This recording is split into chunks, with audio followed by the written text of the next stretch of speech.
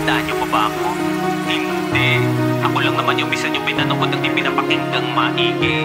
Pero kahit na gano'n, hindi tumigil mag-ipon ng mga obrang haligi. Dito palasyo ko sa utak, may hardin na sa katutak na dunungan pag-ibig.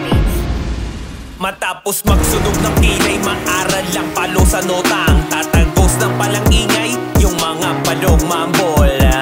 Ganun pala yun. Malinaw na sa'kin lahat na mas mananaig pa din ang mga kekoy kahit na halimaw pa ang itapat. Kasi ngayon sila na yung tinatawag yung mga idol at wala kasing samantalang seryoso ko tong iniibig at kay tagal ko na nagpapapansin. Bakit ganun? Binubola ka lang, nagpabilog ka sa nagpakamagaling ko na akin ka nang manluloko. Asahan mo nang maluloko ka din ang nasa liig. Ay sumasaka lang ilang ulit sa umaasang masira muli at gumaba para di maguhit. Paano ka lang ipagbunyi at lumabas sa mahina uring ng duwa ko sa matay. Nakita puwing matapos maliitin, di na lang na madiin. Nadatilis sa dilim, nag-isayo palihim. Lalabas ng matalim, ngayon nyo akong matahid para hindi lang mapagkapuwing abutin ng inyong paningin.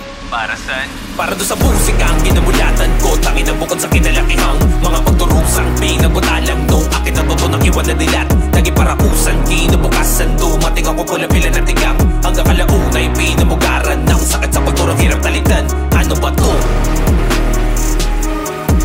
Ano nga bang papel ko sa lerang ang pinasukan ko? Ano ba to?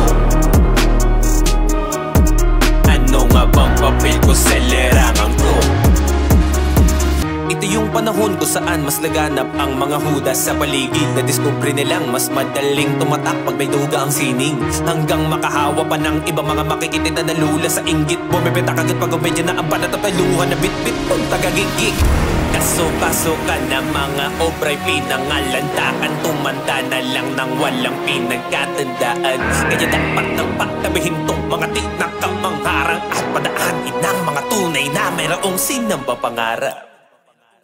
Nakatang magkaan ng pawis na tugo para lang maabot ang meeting. May liwanag nagpapasahan ng gamit na sulo nang walang mabanggot sa dilim ng dilakan. Kaya di nyo masisisi bakit sumamaloob ng ganyan ko tapat ang labis sa napalapit sa nais yun na sulutin. At nas bagay hindi ko matuin asawa pero turi ko ay kapatid. Ano? Tandaan nyo na ba ako? Di pa din. Ako lang naman yung misa nyo pinanood ang di pinapakinggang maigi. Pero kahit na ganun, hindi ko mag-ipon ang mga obrang haligi. Ito pala sa utak na hindi na sa katutak na doon ang pag-ibig. Para saan? Para doon sa musika ang ginamulatan ko, tangin ang bukod sa kinalakihang mga pagturusang pinabutalang nung akin na bato ng iwan na dilat. Naging parakusan, kinabukasan, dumating ako pula pila na tigang. Hanggang kalaunay, pinamugaran ng sakit sa pagturang hirap taligdan. Ano ba to? Ano nga bang papel ko sa lerang ang pinasukan ko? Ano ba to? Ano nga bang papel ko sa lerang ko? Kaadikan man kung tatawagin ang pagkahumaling sa musika'y aming pagmamalaki. Nang marami kaming nagpapakanlulong sa magandang bigayang di masatabi. Samantala ito mga sunod sa usok pala tamang-tama na ang tama-tama na yan. Hay po, kapag ako ang nagsabiyak, tap na, palabukan natin